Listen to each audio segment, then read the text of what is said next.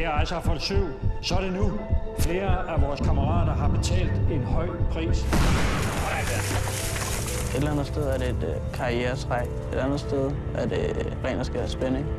Jeg har ikke personligt valgt på noget politisk grundlag, eller det er mest for oplevelse og spænding. Det ville være skide hammerende ærgerligt at komme hjem uden benet, for eksempel. Ikke? Men igen, altså, man kan lave masser af ting uden et ben, ikke? Presser du rigtig meget på?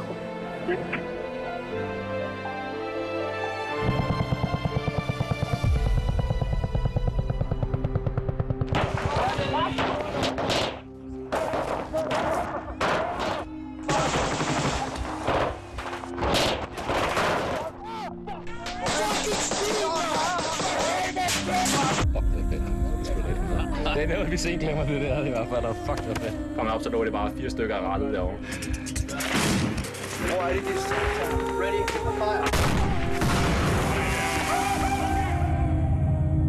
Jeg kom ned med den holdning, at krig koster os civiltab.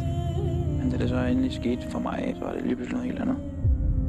Altså, kan man virkelig leve i en lille lukket verden, så det der, du ser i TV-avisen hver dag med tusinder af mennesker, der dør hele tiden, så kan det da ikke røre mig, at der dør en pige hernede. Lad os i respekt minde vores 3 kammerater. Øjensynligt er der nogen, der har ringet hjem og fortalt, at vi har likvideret sårede talibanere. Er der nogen, der mener, det er det, vi har gjort? Vi har pligt til at fortsætte ufortøvent, når nationen nu engang har udstukket den politiske linje, som den har.